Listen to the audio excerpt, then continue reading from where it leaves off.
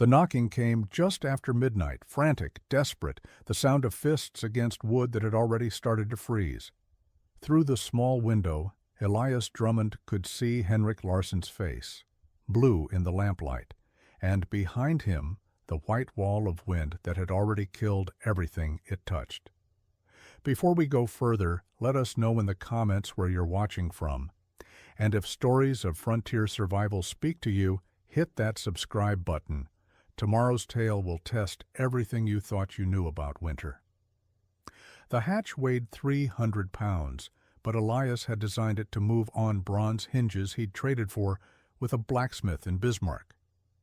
Stone cut from the quarry 15 miles south, shaped into a circle 4 feet across, fitted with an iron ring bolted through its center. When he lifted it, the counterweight system he'd built into the frame did most of the work. The stone rose slowly, revealing the warm glow of lamplight from below, and the ladder that descended 12 feet into the earth. Odin, his German shepherd, sat at the edge of the opening and watched as Elias climbed down. The dog had learned not to follow until called. The underground chamber stayed warmer when the hatch remained closed, and Elias had trained the animal to understand that warmth meant survival in Dakota Territory. The chamber was circular, 20 feet in diameter, with walls built from the same quarry stone as the hatch. Elias had mortared each stone carefully, leaving no gaps where cold could penetrate. The walls were 2 feet thick, and between the inner and outer layers of stone, he had packed clay mixed with straw, creating insulation that kept the earth's natural heat trapped inside.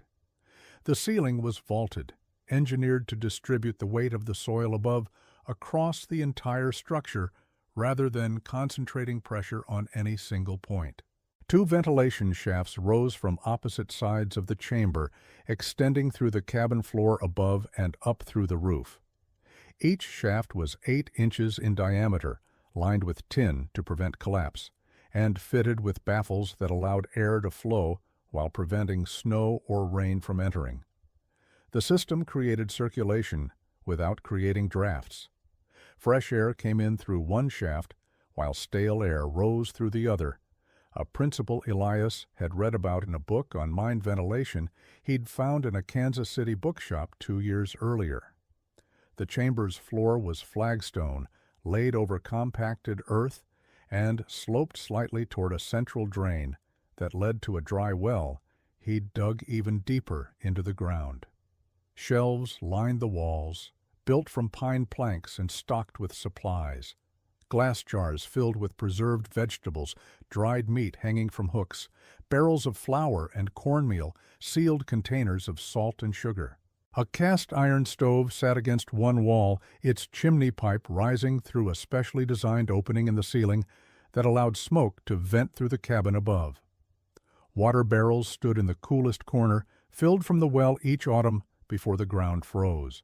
Elias had spent 8 months building this space. His neighbors had called it a waste of effort. Henrik Larsson had laughed and said a man who lived underground might as well be dead already.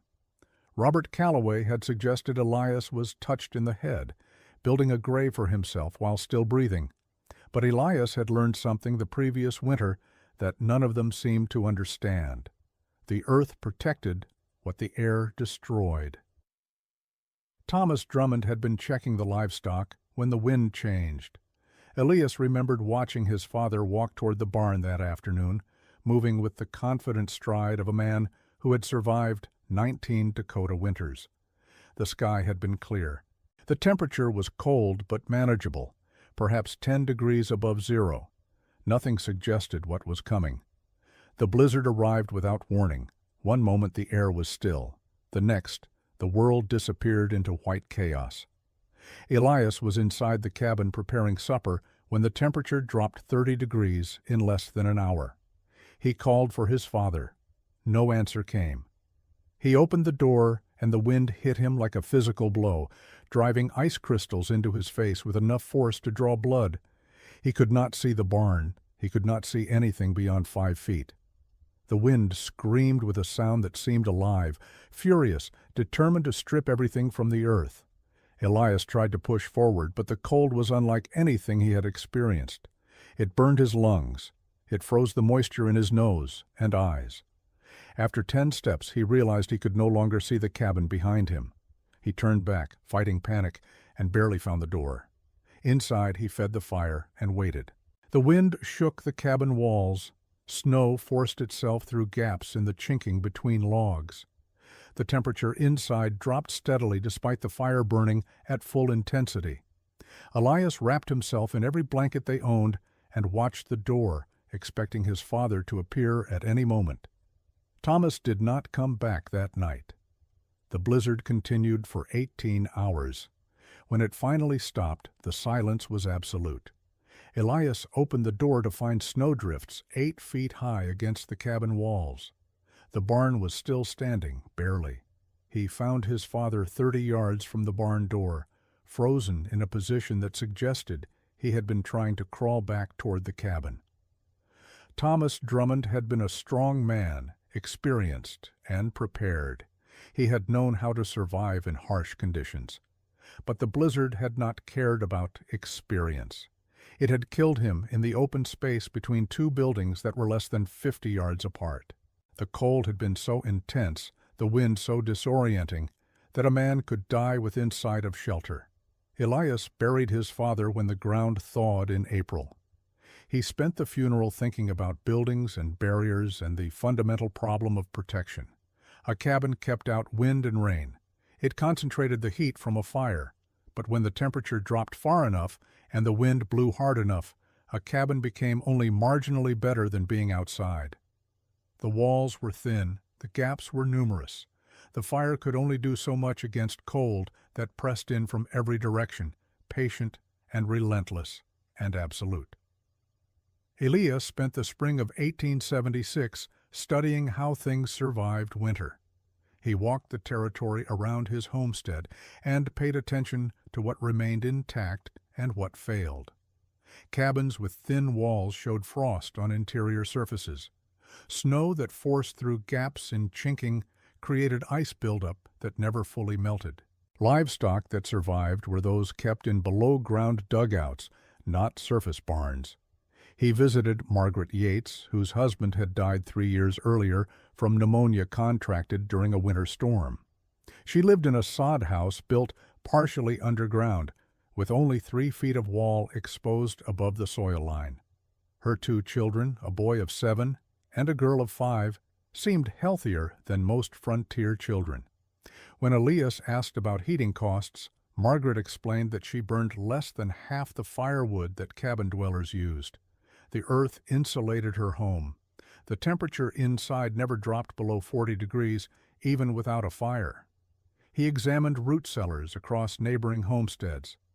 Every family had one, usually a simple hole in the ground, lined with stones or timber, used for storing vegetables through winter. Elias noticed that even in the coldest months, these cellars remained above freezing. Potatoes and carrots stored underground survived when those kept in cabin corners froze solid. The earth maintained a constant temperature, warmer than winter air, cooler than summer heat. He spoke with Henrik Larson, whose homestead bordered his own to the west. Henrik had built his cabin according to traditional methods, with walls made from logs notched at corners and packed with mud and moss. It was a solid structure, well constructed, but Henrik complained constantly about cold drafts and the amount of firewood required to maintain comfort. When Elias mentioned the stable temperature of root cellars, Henrik laughed and suggested that a man who wanted to live like a potato could dig himself a hole and be done with it. The comment was meant as mockery, but it planted an idea that Elias could not dismiss. What if a person could live underground, not in a simple dugout like Margaret's sod house, but in a proper chamber engineered for extended habitation? A space deep enough to access the Earth's natural insulation, large enough to store months of provisions, and designed with adequate ventilation to prevent the stuffiness that made dugouts unpleasant. He began sketching plans in a journal, working through problems of structure and access. How deep would he need to dig? What materials would provide adequate strength for walls and ceiling? How could he create ventilation that allowed fresh air without allowing cold to enter? The questions multiplied, but so did potential solutions. By late May, Elias had filled 30 pages with drawings and calculations. Robert Calloway arrived in early June while Elias was marking the location for excavation. Robert was 53 years old, a former Ohio farmer who had claimed his Dakota homestead 5 years earlier. He rode a gray mare and carried himself with the confidence of someone who believed experience granted authority. He saw Elias's stakes driven in the ground near the cabin and asked what fool project was being planned. Elias explained his intention to build an underground chamber, large enough for habitation, properly ventilated, and stocked for winter survival. Robert listened with an expression that shifted from curiosity to disbelief to open amusement. When Elias finished, Robert asked if the boy planned to become a prairie dog. The insult was delivered with a smile, but the contempt behind it was clear. Word spread quickly through the scattered homesteading community. Henrik Larson visited 3 days later with his wife Anna. They examined Elias's plans, and Henrik declared the entire concept ridiculous. No man needed to live underground like an animal. Proper cabins had served frontier families for generations. If Elias wanted better insulation, he should build thicker walls and use better chinking. Digging a hole in the ground was the solution of someone too lazy to build correctly above it. Jacob Finch came by in mid-June. He was 21, just 2 years older than Elias, and had established his homestead the previous year. Unlike the older settlers, Jacob did not immediately mock the idea. He asked practical questions about depth, ventilation, and construction timeline. When Elias described his plans for stone walls and a proper hatch, Jacob admitted it sounded like tremendous effort, but not necessarily impossible. He did not offer to help, but neither did he laugh. Margaret Yates heard about the project from Anna Larson and visited with her children one afternoon. She walked around Elias's marked excavation site and asked how he planned to prevent water accumulation. Elias explained his drainage system design. Margaret nodded and said it might work. Her sod house had taught her that earth provided better insulation than wood, but she worried about dampness and air quality. If Elias solved those problems, she suggested, he might have something worth building. But Margaret's cautious interest was the exception. Most neighbors treated Elias's project as entertainment, something to discuss with amusement during chance meetings.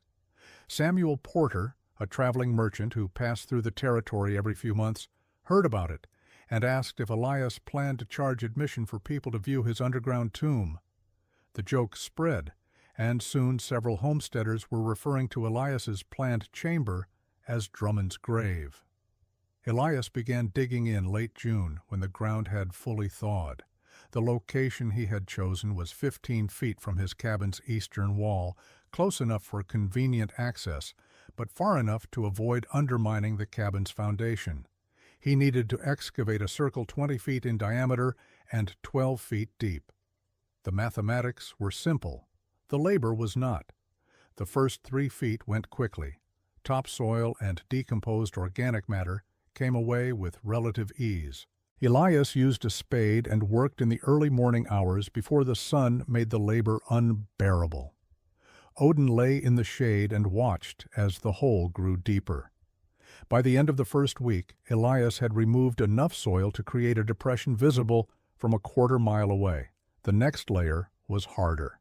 Clay mixed with stones, compacted by centuries of pressure. The spade was no longer adequate.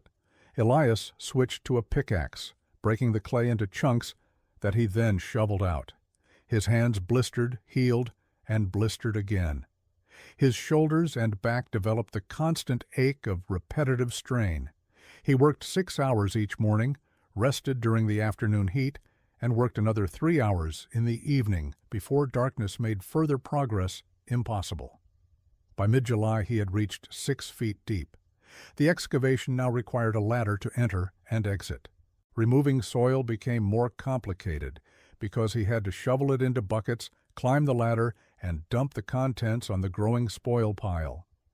The work that had taken 1 hour per vertical foot now took 3 hours. Henrik Larsson rode past one afternoon and shouted down, asking if Elias had reached China yet. Elias did not respond. At 8 feet deep, he encountered bedrock. A shelf of limestone extended across roughly 1/3 of the excavation floor. Elias spent 4 days with a steel wedge and sledgehammer, splitting the stone and removing the fragments.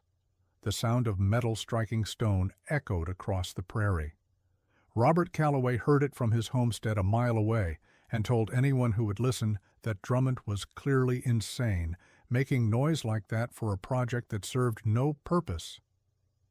The final 4 feet to his target depth of 12 feet took another 3 weeks. Elias had to widen the excavation slightly to create a stable slope for the walls. The circular hole now measured 22 feet across at the top, narrowing to 20 feet at the bottom. He had moved approximately 40 tons of soil and stone. The spoil pile stood 8 feet high and would later provide the earth covering for the chamber's roof.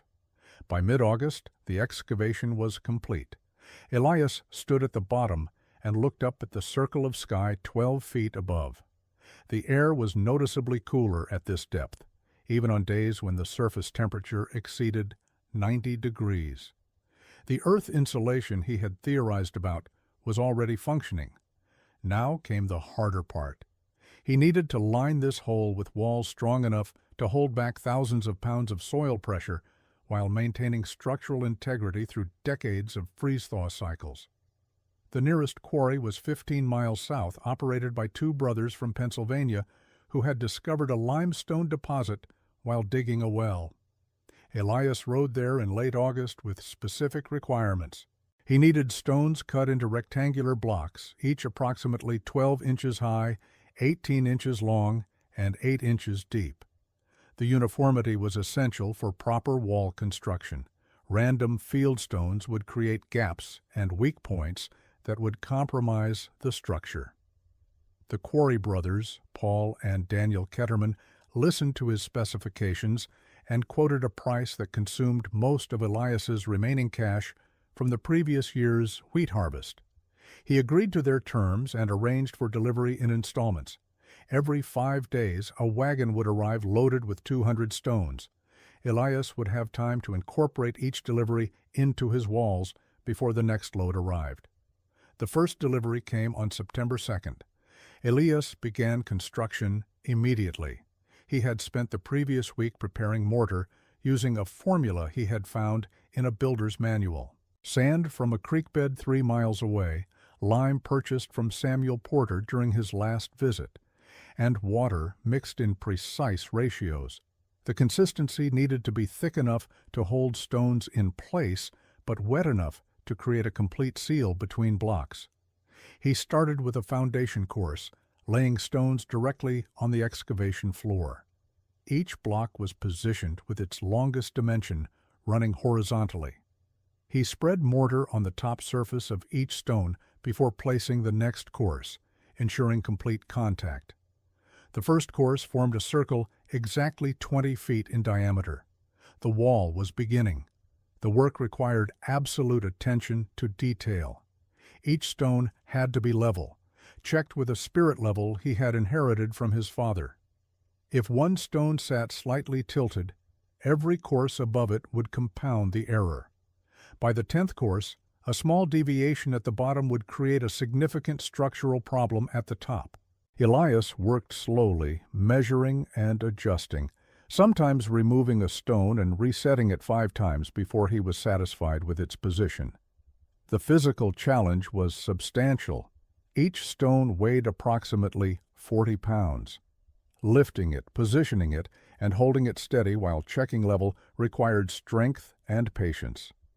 As the walls rose higher, Elias had to descend and ascend the ladder repeatedly, carrying stones down and bringing up buckets of mortar. His routine became mechanical. Wake before dawn, mix mortar, carry stones, lay blocks, check level, repeat.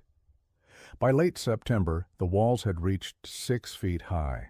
Elias was working inside what felt like a stone cylinder, open to the sky above. The temperature at this depth remained stable regardless of surface conditions. On days when frost appeared on the prairie grass, the excavation stayed warm enough that Elias worked in shirt sleeves. The Earth's insulation was proving more effective than he had calculated.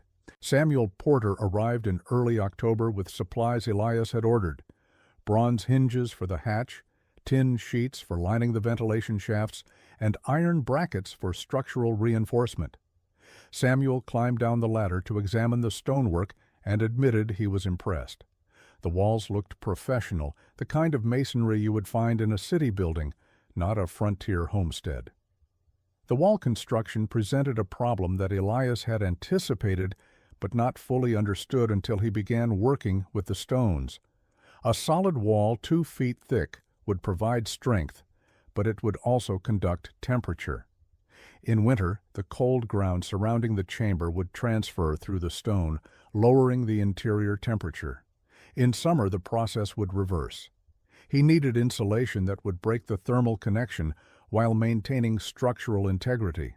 His solution involved building 2 concentric walls with a gap between them. The outer wall, facing the surrounding earth, was built from the limestone blocks he had been using. This wall was 12 inches thick and provided structural strength to hold back soil pressure. The inner wall, facing the chamber's interior, was built from the same limestone but only 8 inches thick. Between these 2 walls, Elias left a 4-inch gap that he would fill with insulating material. The double wall construction required precise planning. The outer wall had to be completed first, rising from the foundation to the full height of the chamber. As this wall rose, Elias installed iron brackets at regular intervals, extending from the outer wall toward where the inner wall would be built. These brackets would eventually tie the 2 walls together, preventing the inner wall from collapsing inward while allowing the insulating gap to remain intact. The outer wall reached its full height of 10 feet in mid-October. Elias had left the top 2 feet of the excavation without wall covering, creating a lip where the chamber's roof structure would rest. Now he began the inner wall, starting again from the foundation and working upward. The inner wall had to be perfectly concentric with the outer wall, maintaining the 4-inch gap at all points around the circle. This required constant measurement. Elias used strings tied to a center post, creating a radius that defined the inner wall's position. Every stone had to align with this radius. Any deviation would narrow the gap in some places and widen it in others, reducing the insulation's effectiveness. The work was even slower than the outer wall because the space he was working in grew progressively smaller as the inner wall rose. By early November, both walls stood complete. The chamber now had a double-walled stone cylinder, with a 4-inch gap running from floor to ceiling around the entire circumference. The gap needed to be filled, but not with solid material. Elias wanted trapped air, which was the best insulator available. His solution was to fill the gap with a mixture of clay and straw, packed loosely enough to create air pockets, but dense enough to prevent convection currents from moving heat through the gap. He prepared the mixture in batches, combining clay from a deposit near the creek with straw from his wheat harvest. The consistency had to be precise, wet enough to pack into the gap, but dry enough to maintain structure. He worked from the top down, pouring the mixture into the gap and using a long stick to distribute it evenly. The process took 5 days. When finished, the 4-inch gap was completely filled with an insulating barrier that would prevent thermal transfer through the stone walls. The ventilation system was the most critical element, and the one Elias understood least. He knew that people required fresh air, and that without circulation, an underground chamber would become suffocating within hours. But how much airflow was necessary? How could he create circulation without creating drafts that would bleed away heat? The questions had no clear answers in any book he had read. He started with basic principles. Warm air rises and cold air sinks. If he created 2 vertical shafts at opposite sides of the chamber, Natural convection should create circulation. Stale, warm air would rise through one shaft, while fresh, cool air descended through the other. The process would be continuous as long as the temperature differential existed. The shafts needed to be large enough to allow adequate airflow, but small enough to prevent excessive heat loss. After calculating the chamber's volume and estimating how many people might shelter there simultaneously, Elias settled on 8 inches as the optimal diameter. Larger would waste heat. Smaller might not provide sufficient air exchange. He purchased tin sheets from Samuel Porter and formed them into cylinders. Each cylinder was 8 feet long, made from tin rolled and soldered at the seam. He needed 4 cylinders per shaft to reach from the chamber floor, through the cabin above, and up through the cabin's roof. The total length of each shaft would be approximately 14 feet. Installing the shafts required precise positioning. Elias drilled holes through the stone walls at opposite points, one on the chamber's east side and one on the west. The holes had to angle slightly upward to prevent rain or snow from running down into the chamber. Each shaft was set into its hole and sealed with mortar, mixed with pine tar for waterproofing. The shafts rose through the chamber's ceiling structure, which Elias had not yet built but had planned for in his design. They would penetrate the cabin floor at points he had marked months earlier, then continue up through the cabin's interior and exit through the roof. The cabin portions of the shafts would be enclosed in wooden boxes to protect them from damage and to provide additional insulation. But the critical innovation came at each shaft's terminus. Elias designed baffles that would control airflow while preventing debris from entering. At the top of each shaft, he installed a cap made from tin, shaped like a small roof. This cap prevented rain and snow from falling directly into the shaft. Below the cap, he installed angled louvers that allowed air to enter from the sides while blocking wind from blowing directly down the shaft. Inside the chamber, at the bottom of each shaft, he installed adjustable dampers. These were simple tin plates that could be rotated to restrict or increase airflow. During extreme cold, he could partially close the dampers to reduce heat loss. During mild weather, he could open them fully to maximize ventilation.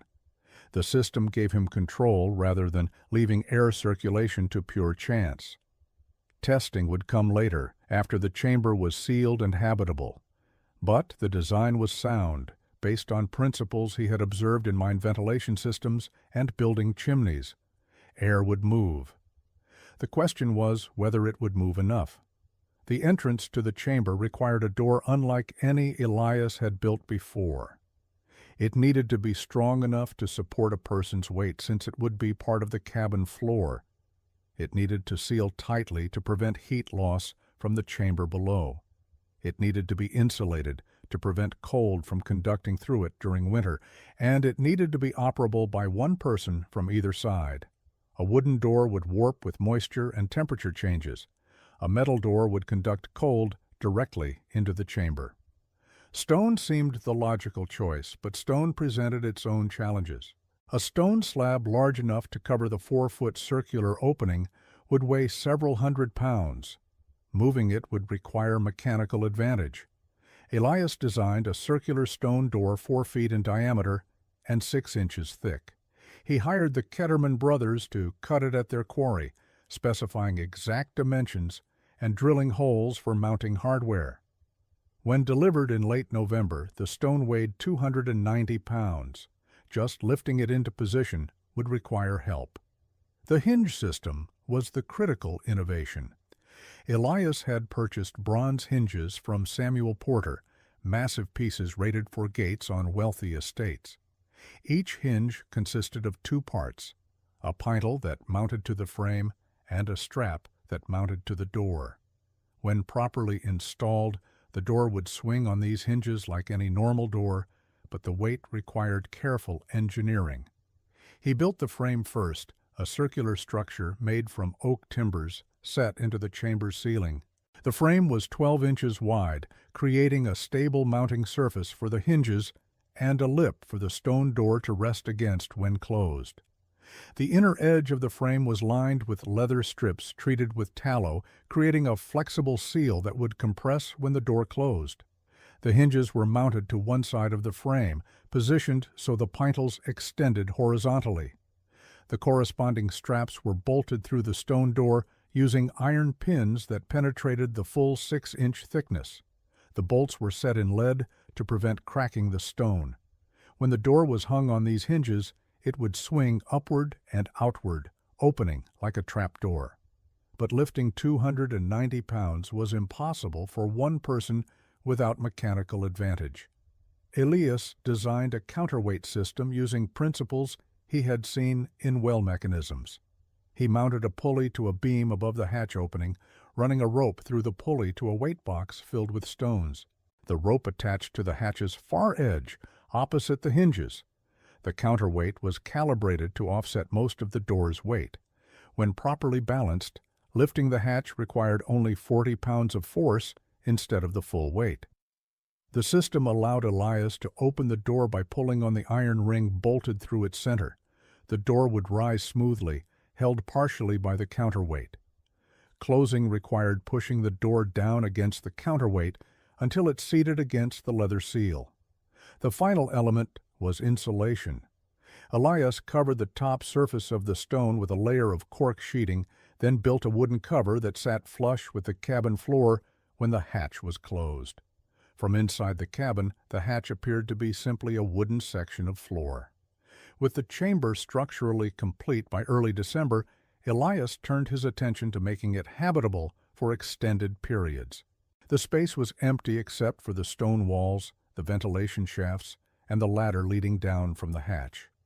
It needed to become a functional living space with adequate supplies to sustain life through a prolonged winter crisis. He built shelving first, using pine boards cut from trees along the creek. The shelves were mounted directly to the stone walls using iron brackets set into the mortar joints. He created 3 tiers of shelving that circled 3/4 of the chamber, leaving 1/4 open for living space. The lowest shelf sat 2 feet above the floor, high enough to avoid any potential water accumulation. The middle shelf was at chest height, and the top shelf was positioned just below the ceiling. Food storage followed a system Elias had learned from Margaret Yates. Root vegetables went on the lowest shelves where the temperature was coolest and most stable. Potatoes, carrots, turnips, and beets filled wooden crates. He had harvested these from his garden in October and selected only perfect specimens without cuts or bruises that might rot. Each crate held approximately 30 pounds of vegetables, enough to provide nutrition for months. The middle shelves held preserved goods, glass jars filled with pickled cucumbers, canned tomatoes, preserved beans, and applesauce lined the shelves in neat rows. Elias had spent August and September preserving his garden's yield, processing vegetables using methods his mother had taught him before she died when he was 12. Each jar was sealed with wax and labeled with its contents and the date it was preserved. Dried goods occupied the top shelves. Flour stored in sealed tin containers, cornmeal in burlap sacks, dried beans in glass jars, salt in a wooden box lined with wax paper, and sugar wrapped in oilcloth. He included coffee, tea, dried herbs, and a small collection of spices that Samuel Porter had sold him. These items were less essential than staple foods, but they would make extended underground living more bearable. Meat presented a challenge. Fresh meat would spoil quickly even in the cool chamber. Elias relied on preserved forms. Smoked bacon wrapped in cloth hung from hooks on the ceiling. Dried venison strips filled several jars. Salt pork packed in brine sat in a small barrel. He calculated that these proteins, combined with beans and root vegetables, would provide adequate nutrition for 2 people for 3 months or 1 person for 6 months. Water required careful planning. Elias had no way to access the well once he sealed himself underground during a blizzard. He installed 4 large barrels in the coolest corner of the chamber and filled them with well water. Each barrel held 30 gallons. The total storage of 120 gallons would support one person for 4 months if carefully rationed. He included a dipper and a smaller bucket for daily use. By September of 1877, the chamber had been functional for 9 months. Elias had spent the previous winter testing its capabilities, living underground for days at a time to identify problems before a real crisis forced him below. The temperature remained stable between 45 and 50 degrees, regardless of surface conditions. The ventilation system worked adequately, providing fresh air without creating uncomfortable drafts. The provisions had held well, with no spoilage or significant deterioration. He made final improvements based on his testing experience. A cast iron stove was installed against one wall, its chimney pipe rising through a specially designed opening in the ceiling that allowed smoke to vent through the cabin above. The stove was small, meant for heating rather than cooking, but it could warm the chamber to comfortable temperatures during extended occupation. He stockpiled firewood in a dry corner, enough to fuel the stove for 2 weeks of continuous burning.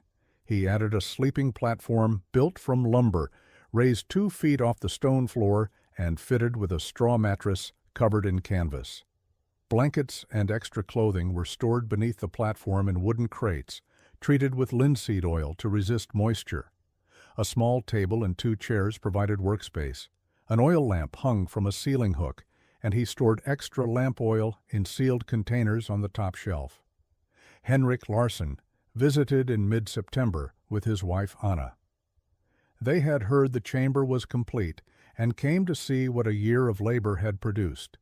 Elias opened the hatch and invited them down. Henrik descended the ladder cautiously, looking around at the stone walls and organized supplies with an expression that mixed surprise with reluctant admiration. Anna examined the shelves and commented that the organization was impressive, even if the entire project still seemed excessive. Henrik asked how much the construction had cost. Elias provided an estimate that included stone, hardware, tin for ventilation shafts, and purchased supplies. The number made Henrik shake his head. He said a man could build 2 proper cabins for that amount, or buy livestock, or invest in equipment that would generate income. Spending such resources on a hole in the ground struck him as foolish, regardless of how well built it was. Robert Calloway arrived a week later and was less diplomatic. He stood at the open hatch, looked down into the chamber, and declared it a monument to wasted effort. When Elias explained the thermal advantages and the protection it would provide during severe weather, Robert laughed and said that real frontiersmen survived winter in cabins like their fathers and grandfathers had. If the boy needed to hide underground, perhaps he was not suited to Dakota Territory. Margaret Yates came by in early October with her children. Unlike the others, she asked practical questions about ventilation rates, food rotation schedules, and water rationing. She seemed genuinely interested in the engineering rather than the social implications. When she left, she told Elias that if his theories proved correct, he might have built something valuable. The first hard freeze came in late October. Elias woke one morning to find frost thick on the cabin windows and the water bucket inside frozen solid. The temperature had dropped to 15 degrees below zero overnight, unusually cold for so early in the season. He dressed quickly and went outside to check the livestock. His breath created clouds that hung in the still air. The cattle were huddled together in the small barn he had built the previous summer. They were cold but alive. He fed them hay and broke the ice on their water trough. The work took an hour, and by the time he finished, his fingers were numb despite heavy gloves. The cold was penetrating, the kind that found its way through every layer of clothing. Back in the cabin, he built up the fire and waited for warmth to return. The cabin's interior temperature had dropped to just above freezing during the night. The fire helped, but even with flames roaring, the far corners of the cabin remained cold. He could see his breath near the window. Frost formed on the interior walls where moisture had condensed and frozen. This was the test he had been anticipating. If the chamber performed as designed, it should maintain a stable temperature regardless of surface conditions. He opened the hatch and descended the ladder with a thermometer. At the bottom, 12 feet below ground level, the temperature was 48 degrees. Comfortable enough to work without heavy clothing. Warm enough that water would never freeze. He spent that night underground, monitoring how the space functioned during severe cold. The stove was not necessary. The Earth's insulation kept the chamber warm enough that he needed only a single blanket while sleeping. The ventilation system continued working, drawing fresh air down one shaft and expelling stale air through the other. No drafts penetrated the stone walls. No frost formed on any surface. The contrast was remarkable. Directly above him in the cabin, the temperature was struggling to reach 40 degrees despite a fire burning constantly. 12 feet below, without any fire, the temperature held steady at 48 degrees. The Earth was providing what wood walls could not, genuine insulation that stopped cold from penetrating. He emerged the next morning after spending 14 hours below ground. The experience had confirmed his calculations. The chamber was not just a storage space or an emergency shelter. It was a living environment superior to surface structures during extreme cold. A person could survive underground indefinitely as long as supplies lasted, without suffering from cold-related illness or discomfort. Over the following weeks, as autumn progressed toward winter, Elias continued his testing. He spent nights underground, monitoring temperature variations, checking air quality, and refining his understanding of how the space functioned. The chamber proved consistent. Whether the surface temperature was 20 degrees or 20 below zero, the underground temperature remained between 45 and 50 degrees. The Earth's thermal mass stabilized everything. January of 1878 began with deceptively mild weather. The temperature stayed near 20 degrees, cold but manageable. Snow fell lightly, accumulating only a few inches at a time. Elias worked his normal routine, caring for livestock, maintaining equipment, and managing his supplies. The winter seemed unremarkable, no different from dozens of previous Dakota winters that settlers had survived without incident. But on January 19th, the sky changed. Elias noticed it first in the morning when he went outside to feed the cattle. The air felt different, heavier somehow, pressing down with a weight that had not been present the day before. The sky was gray, but not the normal gray of winter clouds. This was darker, almost greenish at the horizon, a color that triggered an instinctive unease. The birds were absent.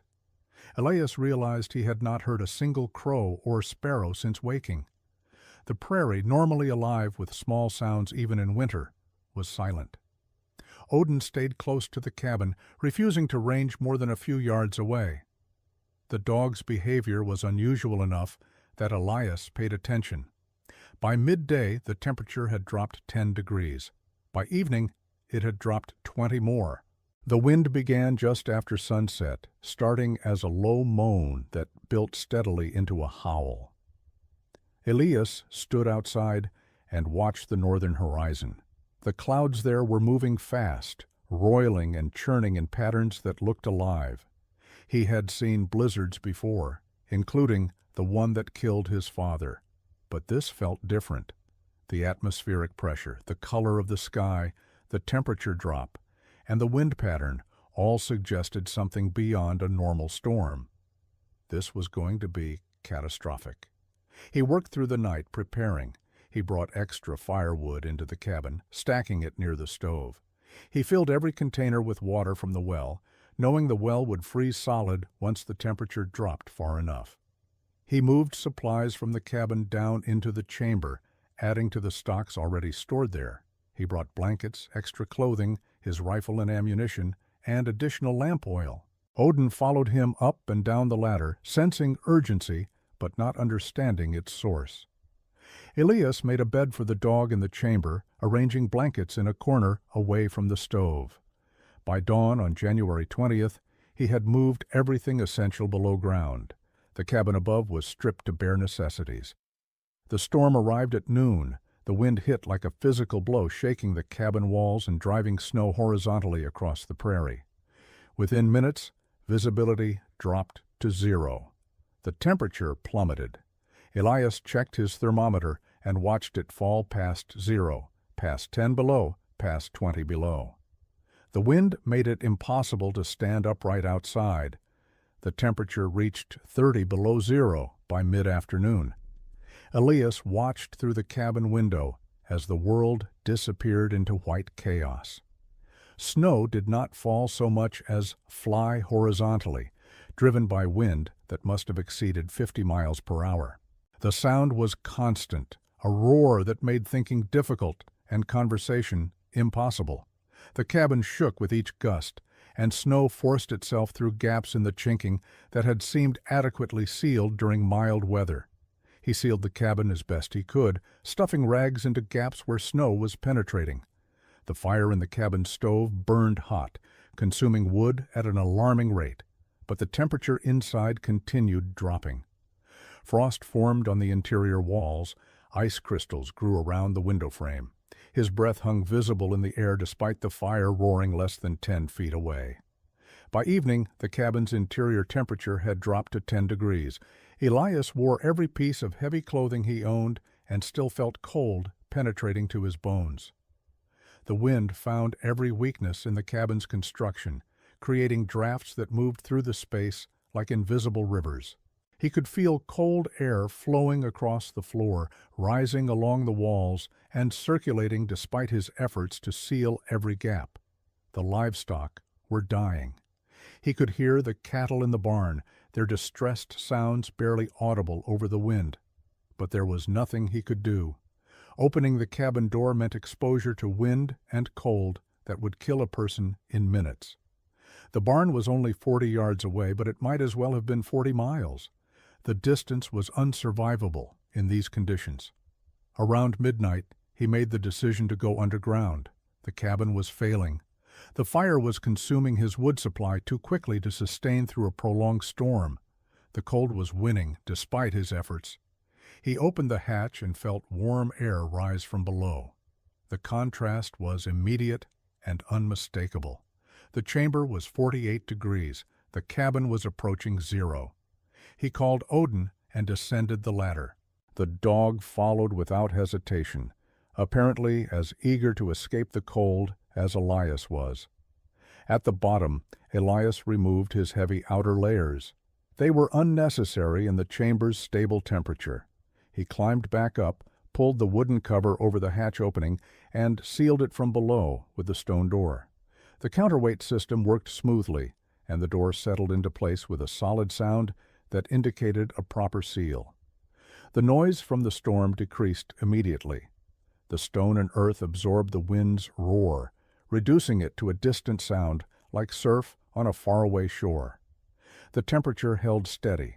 The air was fresh, pulled in through one ventilation shaft and expelled through the other by natural convection. The lamp provided adequate light. The shelves held months of supplies. Everything he needed to survive was here, 12 feet below the surface, protected by stone walls and Earth's insulation. Above, the storm continued its assault. But below, Elias sat at his small table and ate a simple meal of bread and preserved vegetables, comfortable and safe. The knocking came just after midnight on the second day of the storm. Elias was half asleep on his platform when the sound penetrated through the stone door and 12 feet of vertical shaft. At first, he thought he had imagined it, but Odin raised his head and growled low in his throat, confirming that the sound was real and coming from above. Elias climbed the ladder and listened. The knocking came again, frantic, the sound of fists pounding on wood with desperate strength. Someone was at the cabin door. Someone was outside in conditions that should have been impossible to survive. He pushed up the stone hatch and heard the storm's full fury return. The wind screamed through the cabin above. He climbed up and crossed to the cabin door. Henrik Larsson fell through the doorway when Elias opened it. The man was covered in snow and ice. his face blue in the lamplight, his movements clumsy with cold. He could barely speak, his words coming in gasps that produced clouds of frozen breath. His cabin had failed. The door had blown in, the walls were coming apart. His wife and children were huddled in the root cellar, but it was not enough. The cold was too intense. They were going to die if they stayed there. Elias pulled Henrik inside and shut the cabin door against the wind. He stripped the frozen outer layers from Henrik's body and pushed him toward the hatch. Henrik saw the opening and the warm air rising from below. He did not ask questions. He descended the ladder immediately. Elias followed and helped Henrik to the stove, which he lit for the first time since descending. Henrik sat shaking, holding his hands near the warmth, unable to speak coherently. It took 20 minutes for Henrik to recover enough to explain. His cabin was 3/4 of a mile west. He had tried to keep his family warm, but the cabin had not been built to withstand this level of cold and wind. The door had failed first, torn from its hinges by a gust that Henrik estimated must have exceeded 60 miles per hour. They had retreated to their root cellar, but it was just a hole lined with boards. The temperature there was below freezing. His wife Anna was trying to keep their 2 children warm, but they had inadequate blankets and no heat source. Henrik had made the decision to seek help. He had wrapped himself in every layer available and pushed out into the storm. The journey of 3/4 of a mile had taken him nearly 2 hours. He had fallen multiple times, disoriented by the wind and blinding snow. He had thought he was going to die before he saw the outline of Elias's cabin. The structure had saved his life simply by being visible through the white chaos. Now Henrik sat in the underground chamber, warming himself by the stove, and admitted what he had refused to acknowledge for the past year. Elias had been right. The underground space was superior to any surface cabin. The temperature was comfortable. The structure was impervious to wind. The supplies were adequate. Everything Henrik had mocked was now the only thing keeping him alive. Elias gave Henrik dry clothing and hot tea made from melted snow water. While Henrik recovered, Elias prepared for what needed to happen next. Henrik's family was dying in their inadequate root cellar. Other neighbors might be facing similar crises. The chamber had been designed for 1 person, possibly 2 in an emergency. It was about to shelter significantly more. He climbed back to the cabin and gathered every blanket and piece of warm clothing that remained. He added them to the supplies already underground. He calculated water and food rationing. 7 people could survive for 3 weeks on his current supplies if they were careful. If the storm lasted longer, decisions would become difficult. Margaret Yates arrived an hour after Henrik. She came through the cabin door carrying her 5-year-old daughter Emma, with her 7-year-old son Thomas walking behind her. Margaret's sod house had held better than Henrik's cabin, but the temperature inside had dropped below 0. Emma had started showing signs of dangerous cold exposure, her skin pale and her movements sluggish. Margaret had made the decision to seek help before her daughter died. Elias brought them underground. Margaret stared at the chamber with an expression that mixed relief with something close to wonder. She settled Emma near the stove and wrapped her in blankets. Thomas sat quietly, his eyes wide as he examined the stone walls and organized shelves. Margaret asked how long the supplies would last. Elias told her the truth. They had weeks, possibly a month if necessary. Robert Calloway appeared just before dawn. He came through the cabin door without knocking, his face showing frostbite damage on both cheeks and his nose. His cabin had partially collapsed when the roof gave way under the weight of snow and ice driven by wind. He had been trapped for hours before managing to dig his way out. He had nowhere else to go. His pride had dissolved in the face of death. Jacob Finch arrived last, in the early afternoon of the 3rd day. He had tried to survive in his own cabin, but had finally accepted it was impossible. His door would not stay closed against the wind. The gaps in his walls were too numerous. The cold was penetrating faster than his fire could compensate. He came to Elias's cabin because he remembered the underground chamber and hoped it might provide shelter. 7 people now occupied a space designed for 1. The chamber felt crowded, but it was warm. The stove burned constantly, fueled by the firewood Elias had stockpiled. The ventilation system handled the increased occupation adequately, though the air quality was noticeably less fresh than when Elias had been alone. Water was rationed carefully. Food was simple but adequate. Everyone survived, and that was what mattered. The storm continued for 3 full days. Above ground, the wind maintained its assault with sustained speeds that likely exceeded 60 miles per hour. The temperature never rose above 35 below zero. Snow accumulated in drifts that buried fences, collapsed barns, and reshaped the prairie landscape. The world above had become uninhabitable, a frozen wasteland where exposed flesh would freeze in less than 2 minutes. Below ground, life settled into a routine defined by the chamber's limitations. 7 people in a 20-foot circular space required organization and cooperation. Elias established schedules for sleeping, eating, and using the limited facilities. The sleeping platform accommodated Margaret and her children. The men slept on blankets spread on the stone floor, taking turns near the stove where warmth was greatest. Privacy was impossible, but survival took precedence over comfort. Water became the primary concern. The 4 barrels held 120 gallons total, adequate for 1 person for months, but barely sufficient for 7 people for 3 weeks.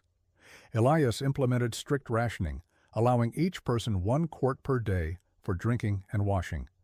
The allowance was enough to prevent dehydration, but not enough for comfort. Everyone remained thirsty, their lips dry and cracked despite the chamber's moderate humidity. Food was less problematic. The shelves held enough preserved vegetables, dried meat, and staples to feed 7 people for a month, if necessary. Meals were simple: bread made from flour and water, cooked on the stove's flat top, boiled potatoes and carrots, dried venison softened in hot water, and occasional treats of preserved fruit. The monotony was tolerable because the alternative was starvation. The psychological challenge exceeded the physical hardships. 7 people confined in a small space with no view of the outside world began showing signs of stress by the 2nd day. Robert Calloway became irritable, complaining about the crowding and questioning decisions Elias made about rationing. Henrik withdrew into silence, sitting against the wall and staring at nothing.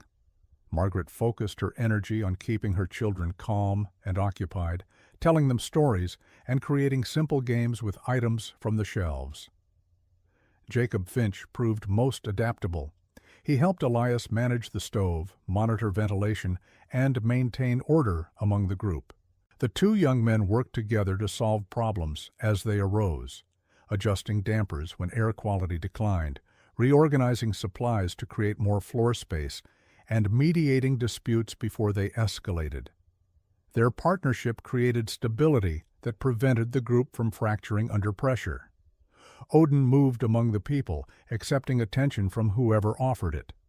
The dog's presence provided comfort, particularly for Margaret's children, who had left their own home with nothing familiar except the clothes they wore. Emma spent hours sitting with the dog, her hand resting on his back, finding security in the animal's calm acceptance of their situation. On the evening of the 3rd day, the wind decreased. The change was gradual at first, barely noticeable, but by midnight the roar had diminished to a whisper. The storm was ending. Elias climbed the ladder and pushed up the stone hatch. Cold air poured down from the cabin above, but the wind had stopped. Through the cabin window, he could see stars. The morning of January 24th brought clear skies and a temperature of 15 below zero. The storm had passed, leaving behind a transformed landscape. Snow drifts reached the cabin's roof in places. Henrik's cabin, 3/4 of a mile west, was barely visible, its collapsed roof creating a depression in the snow. Robert Calloway's cabin had lost its entire north wall. Barns and outbuildings across the territory were destroyed or damaged beyond repair. The livestock were dead. Elias's cattle had frozen in their barn when the temperature dropped beyond what their bodies could withstand. The economic loss was substantial, representing years of investment and labor. But the people had survived. 7 individuals who would have died in their surface structures had lived through 3 days of conditions that represented the worst winter storm in Dakota Territory's recorded history. Henrik spent the day after the storm examining the chamber's construction. He studied the double stone walls, the clay and straw insulation, the ventilation shafts, and the hatch mechanism. He asked detailed questions about excavation depth, stone selection, and mortar composition. When he left to assess his destroyed cabin, he told Elias that he would rebuild, but the new structure would include an underground chamber built using the same principles. Jacob Finch made the same commitment. His cabin was repairable, but he recognized that its design was fundamentally inadequate for extreme conditions. He asked Elias to help him plan an underground space, offering labor in exchange for knowledge. By spring, Jacob had begun his excavation. Margaret Yates reported the chamber's success to other homesteaders when she traveled to the nearest town for supplies in February. Her account spread through the scattered community. By summer, 3 more families had begun building underground chambers. The design varied based on individual resources and skills, but the core principles remained consistent: adequate depth for thermal stability, stone walls for strength and insulation, proper ventilation, and secure access through a well-sealed hatch. Elias continued living on his homestead for another 12 years. The underground chamber remained his refuge during every winter, a space where he could escape harsh weather and live comfortably regardless of surface conditions.